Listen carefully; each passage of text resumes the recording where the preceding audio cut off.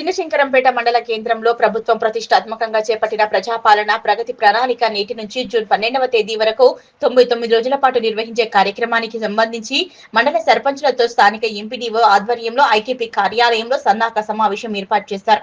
అనంతరం నూతనంగా ఎన్నికైన సర్పంచులను తహసీల్దార్ మాలతి, ఎంపీడీఓ దామోదర్తో పాటు వివిధ శాఖల అధికారులు శాలువాతో ఘనంగా సన్మానించారు. ఈ సందర్భంగా ఏర్పాటు చేసిన సమావేశంలో ఇంద్రమ్మ ఇళ్ల నిర్మాణానికి ప్రభుత్వం ఇసుక అనుమతిని ఇచ్చినా ఇక్కడి అధికారులు ఇసుక తీయనీయటం లేదని, ఇంద్రమ్మ ఇళ్లకు ప్రభుత్వం అనుమతి ఇస్తేనే పేదవారి ఇళ్ల నిర్మాణం చేపట్టడం జరుగుతుందని, కాంగ్రెస్ ప్రభుత్వం పేదలకు అండగా ఉంటూ పేదోడి సొంతింటి కల నెరవేర్చేందుకే ఇంద్రమ్మ ఇళ్ల పథకం తీసుకువచ్చి పేదలకు ఇల్లు నిర్మించేందుకు అవకాశం కల్పిస్తే ఇక్కడ అధికారులు ఇసుక తీయనివ్వటం లేదని జంగరాయ్ సర్పంచ్, జిల్లా సర్పంచుల ఫోరం అధ్యక్షులు గోపాలరెడ్డి ఆగ్రహం వ్యక్తం చేశారు. తహసీల్దార్ మాలతి మాట్లాడుతూ ఇంటి నిర్మాణం కోసం ఇసుక కావాలన్నా మట్టిని తెచ్చుకోవాలన్నా మైనింగ్ అధికారుల అనుమతులు తప్పనిసరి అని, గతంలో అనుమతులు ఇస్తే ఒక రోజును 2 రోజులుగా పేపర్ పై దిద్ది ఇసుక తరలించడం జరిగిందని, అందుకే ఇక్కడ అనుమతులు ఇవ్వటం లేదని ఆమె సూచించారు. చిన్నశంకరంపేట మండలంలో ఇసుక అందుబాటులో లేదని, హల్దీవాగు నుంచి ఇసుక తెచ్చుకోవాలంటే కోర్టు నుంచి స్టే ఉందని తహసీల్దార్ మాలతి తెలిపారు. పశు వైద్యాధికారి డాక్టర్ గీతా మాలిక మాట్లాడుతూ గ్రామాల్లో గాలికుంటు వ్యాధి సోకకుండా పశువులకు వ్యాక్సిన్ వేసేందుకు వచ్చిన రైతులు స్పందించడం లేదని, పశువులకు గాలికుంటు వ్యాధి వ్యాక్సిన్ వేయకపోతే పశువులు పాడవుతాయని, దానితో పాటు గ్రామం అంతా కూడా ఈ వ్యాధి సోకి పశువులు మొత్తం పాడవుతాయని, కాబట్టి రైతులు తప్పకుండా పశువులకు వ్యాక్సినేషన్ వేయించుకోవాలని ఆమె తెలిపారు. అదేవిధంగా గ్రామాల్లో కోళ్ల వ్యర్థ పదార్థాలను రోడ్లపై వేయడం జరుగుతుందని, దీని ద్వారా కుక్కలు గ్రామాల్లో గుంపులుగా రావడం జరుగుతుందని, చిన్నపిల్లలు ఎవరైనా బయట ఉంటే వారిని కరవడం జరుగుతుందన్నారు. తల్లిదండ్రులు పిల్లల పట్ల జాగ్రత్తగా ఉంటూ చిన్నపిల్లలను బయట వదిలిపెట్టకుండా ఉండాలని తెలిపారు. నెల రోజుల పాటు గ్రామంలో వ్యాక్సిన్ ఇవ్వడం జరుగుతుందని, కుక్కల యజమానులు పెంపుడు కుక్కలకు వ్యాక్సిన్ వేయించుకోవాలన్నారు. మండల విద్యుత్ అధికారి దినకర్ మాట్లాడుతూ వినియోగదారులు ఎవరు కూడా విద్యుత్ మరమ్మతులు చేసుకోకూడదని, ఏవైనా విద్యుత్ సమస్యలు వస్తే అధికారులకు తెలిపాలన్నారు. వ్యవసాయ అధికారులు తమ పొలాల వద్ద విద్యుత్ సమస్యలు ఉంటే అధికారులకు తెలియకుండానే సొంతంగా మరమ్మతులు చేసుకోవడం జరుగుతుందని, దీంతో ప్రమాదాలు జరిగే అవకాశం ఉంటుందని, ఎట్టి పరిస్థితుల్లో విద్యుత్ శాఖ అధికారులకు సమస్యలను తెలిపి మరమ్మతులను విద్యుత్ శాఖ అధికారులతో చేయించుకోవాలన్నారు. ఏ సమస్య అయినా ఉన్న వినియోగదారులు ఫోన్ ద్వారా సమాచారం ఇచ్చినా పరిష్కరించేందుకు కృషి చేస్తామన్నారు.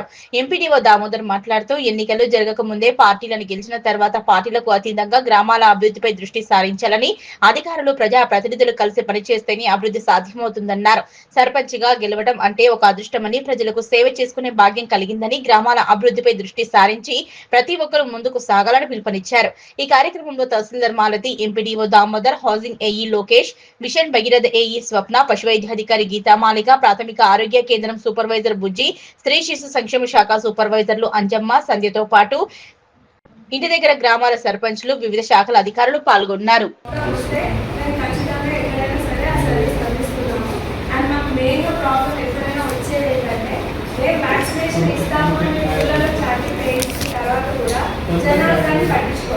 పట్టించుకొని వాళ్ళు వేయించుకోకపోవడం వల్ల వైరల్ ఇన్ఫెక్షన్స్ వచ్చిన తర్వాత అవి ఎగ్జిబిట్ సెంటర్స్ చూపించిన తర్వాత మాకు ఆ రోజు వ్యాక్సిన్ వేయలేదని చెప్పేస్తారు.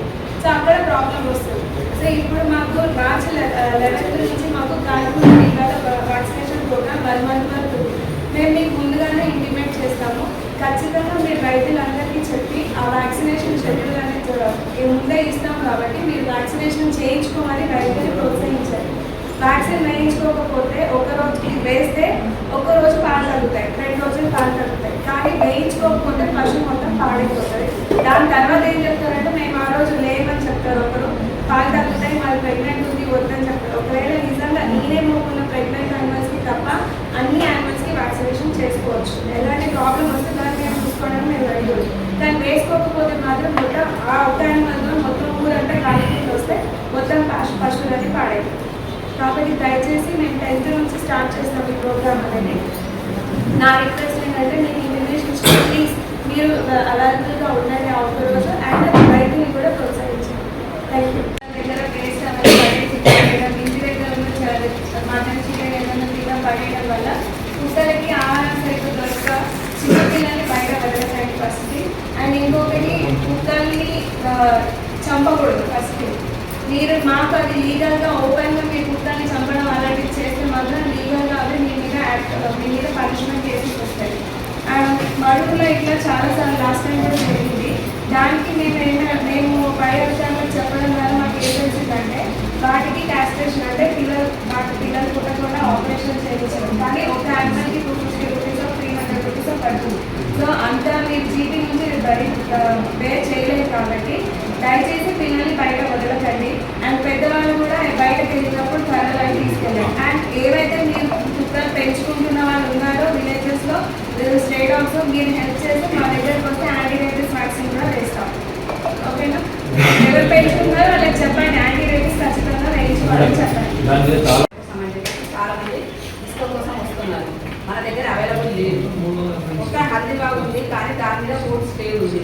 అది దర్పల్లి, జంగరై కూడా మా సైడ్ ఉంది. అంటే పొలాల పక్కన నుంచి తీసుకున్నానని చెప్పేసి జంగరై పెద్ద ఇష్యూ అయింది, కలెక్టర్ దాకా పోయింది. కాబట్టి ఇసుక చాలా మట్టుకైతే నేను ఇవ్వట్లేదు. ఒక్కటి ఇచ్చినాను, అది మేము ఒక్కరోజు ఇచ్చేస్తే వాడు 2 చేసుకొని తర్వాత ఇంకో డేట్ చేసుకొని 2 రోజుల్లో కేసు బుక్ చేసినాను. కాబట్టి అప్పటి నుంచి ఇసుక ఈరోజు కూడా పర్మిషన్ ఇవ్వలేదు. కాబట్టి అన్నదా బాగుంటుంది, వేరే తీసుకొస్తలేదు, ఇందులో ముందు ఎట్లా కట్టాలని అనుకోవచ్చు. మట్టికి కూడా మనకు పర్మిషన్ ఉండదు. గ్రావెల్ ఏదైనా సరే మీరు రెడీ మైన్స్ నుంచి తెచ్చుకోవాలి. సరే మీరు తెచ్చుకున్న తర్వాత మా వాళ్ళు ఎవరైనా పట్టుకుంటే దానికి ఏదో పైన మేము వదిలేస్తాం. కానీ ఒకవేళ 100కి ఫోన్ చేసి డైల్ 100కి ఫోన్ చేస్తే అది ఖచ్చితంగా ఏడి వాళ్ళే దానికి పైన వేయాల్సి ఉంటుంది, వాళ్ళు కేసు బుక్ చేస్తారు. మీ దగ్గర కంప్లైంట్ వస్తే చేయాల్సిందే కంపల్సరీ. కంప్లైంట్ ఏదైనా సరే పర్మిషన్ మీరు నేను చెప్పే పొలం మీదే, కానీ నీకు ఎంత హక్కు ఉంటుంది? ఒక పొలంలో నాగలు ఎంత వరకు పోతుందో అదే నీకు హక్కు. లోపల ఏదుందో నీకు హక్కు ఉండదు. అందుకే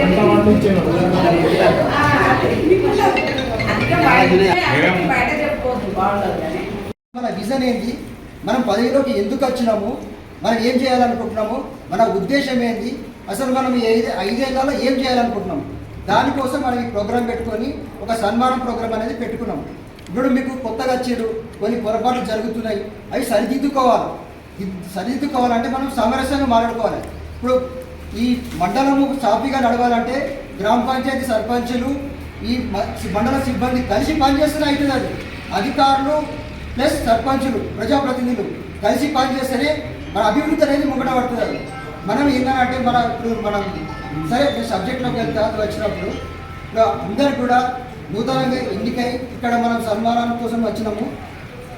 మనం ఇప్పుడు ఇందాక చెప్పిన ఒక విజన్తో వచ్చిన మనం అంతా కూడా సర్పంచ్గా ఎన్నిక కావాలంటే కూడా ప్రజాసేవ చేయాలంటే కూడా చాలా అది అదృష్టం కావాలి. ఎంతోమంది ట్రై చేసి ఉంటారు, మీ మీద 4 పోటీ చేసి ఉంటారు, 5 పోటీ చేసి ఉంటారు, డబ్బులు ఖర్చు పెట్టి కూడా మిమ్మల్ని ఓడగొట్టాలని అనుకుంటారు. కానీ ఆ అదృష్టం అనేది భగవంతుడు అనేది సేవ చేయాలని చెప్పేసి మనకి ఇక్కడ ఇచ్చిండు. ఆ అవకాశాన్ని మనం ఉపయోగించుకోవాలంటే ఈ వివాదాస్పదాలు వాళ్ళతో కొట్లాటలు వీళ్ళతో కొట్లాటలు కాదు. మీరు ఇందాక అన్నట్టు అది ఎలక్షన్ వరకే. మనం ప్రజాసేవ ఎట్లా ఉండాలని అంటే ప్రతిపక్షం వాడు కూడా పక్కకు పోయి శబాజ్రేకి సర్పంచ్ అని చెప్పి అనాలి. ఆ విధంగా ఉండాలి. మనది ఒక విమర్శ చేస్తే కూడా సద్విమర్శ ఉండాలి, అధికారులు కానీ వేరే వాళ్ళని కానీ. మనం మన విజన్ ఏంటనేది ఇప్పుడు చెప్పాలని కోసం మనం వచ్చినాం. సపోజ్ ఇప్పుడు మనం ఎన్నికైనాం, మనం ఏం సేవ చేయాలనుకుంటున్నాము, మన గ్రామ పంచాయతీల ప్రణాళిక ఏంటి, అసలు మన పరిస్థితులు ఏంటి, మన వనరులు ఏమున్నాయి, మనం ప్రధాన సమస్య ఏంటి గ్రామ పంచాయతీలు అనేది మనం ఫస్ట్ ఐడెంటిఫికేషన్ చేసుకోవాలి. ఇప్పుడు 3 సార్లు 2 సార్లు ఎన్నికైన సర్పంచ్లు కూడా ఉన్నారు, చేసిన వాళ్ళు ఉన్నారు. వాళ్ళ ఎక్స్పీరియన్స్ కూడా మీకు ఉపయోగపడుతుంది. సపోజ్ ఇప్పుడు మనం గ్రామం డెవలప్మెంట్ చేయాలనుకుంటే మనకు కావాల్సింది ఏంటంటే విజన్ కావాలి. దాన్ని చేయాలంటే మనకు ఉన్న వనరులు ఏంటి గ్రామ పంచాయతీ, ఆ విధంగా మనం ప్రణాళిక చేసుకోవాలంటే అభివృద్ధి చేయాలంటే 2 రకాలుగా ఉంటుంది. మనకు పైసలు 2 రకాల అభివృద్ధి. ఫస్ట్ ఇప్పుడు మనకు ఇందాక మేడం కుక్కల గురించి చెప్పింది. ప్రధాన సమస్య శంకరంపేటలో తీసుకుంటే ఏమున్నది, కోతుల బెడద ఉన్నది, తర్వాత కుక్కల బెడద ఉన్నది.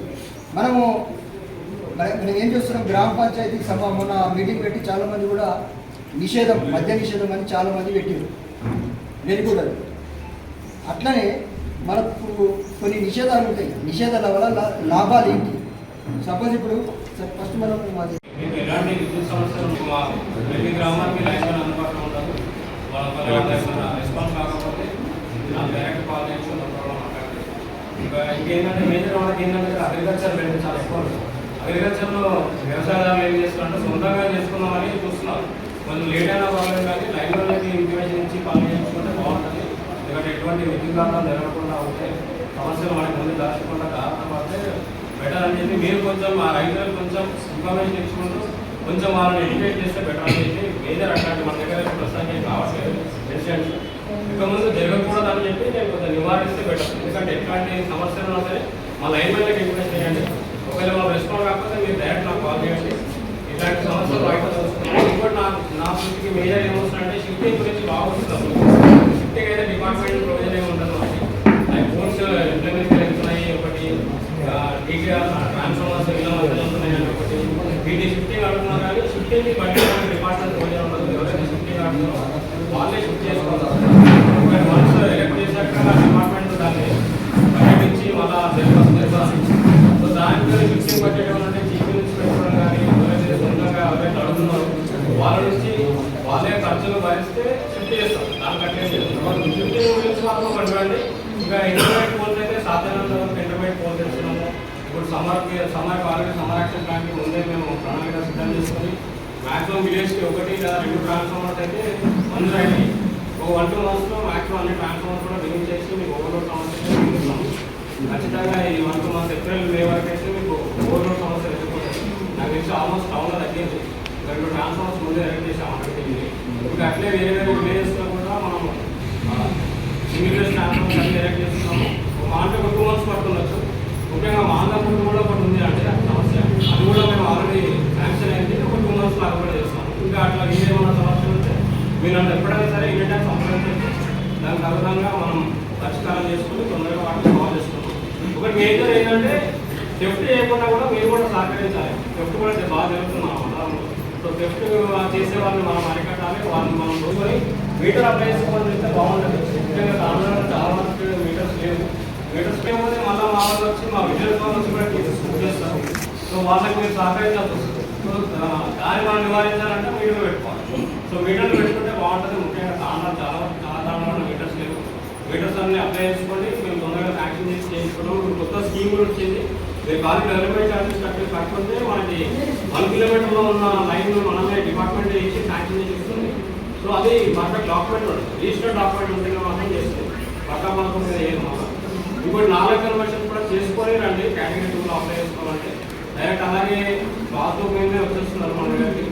పర్మిషన్స్ లేకుండా వస్తున్నారు. సో పర్మిషన్ తీసుకొని వస్తే మీకు బాగుంటుంది, నాకు కూడా